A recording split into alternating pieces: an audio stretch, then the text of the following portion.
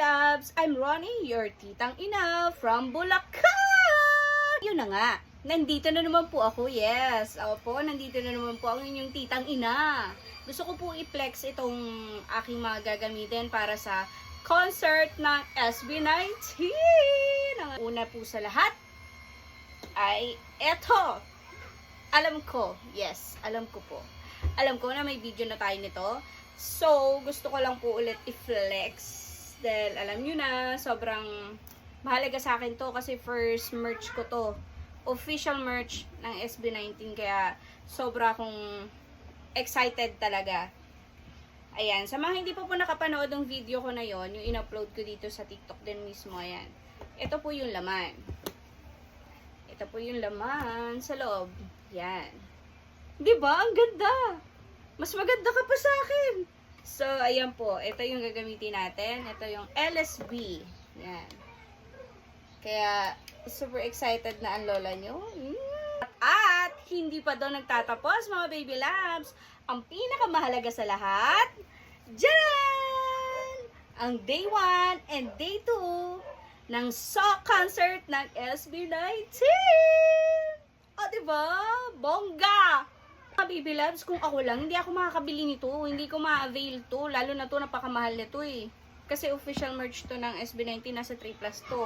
Tapos ito magkano din. Kaya, super thankful talaga kay Tito 18. Lalo na sa akin, single mom ako. Wala talaga akong mapambibili nito.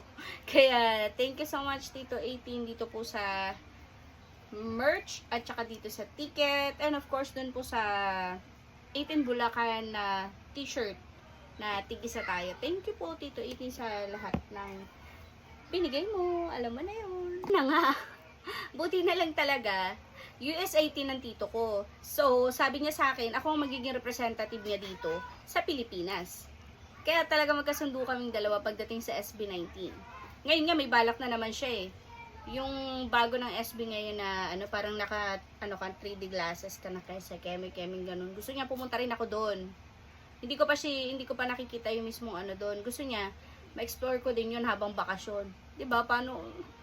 Buti na lang nandiyan ka, Tito 18. Para kung wala, nga na naman tayo. Fun lang tayo sa Gedli. Alam mo na. Nga! Yun lang ang aking mini vlog for today. Maikling lang to kasi nga gusto ko lang talaga i-flex to, tsaka para na rin remembrance ko, di ba? Na once in my life, makakapunta ako sa first time ko makakapunta sa concert na SB19 at sana hindi ito yung pinaka-last. Sana marami pang concert ako mapuntahan ng Mahalima. So again, Tito 18, thank you so much dito po sa lahat ng binigay mo ulit. Alam mo, ewan ko ba, hindi talaga ako magsasawang thank you kay Tito 18. Ibang-iba yung ginawa niya talaga sa life ko eh. Kaya alam mo na, kahit madrama ang naging buhay namin, super thankful talaga ako. Kasi ngayon, meron kaming Tito 18 sa tabi. Thank you Lord sa binigay mong blessing. Yan, thank you Tito 18 dito po. Excited na talaga ako. Super. Bye-bye!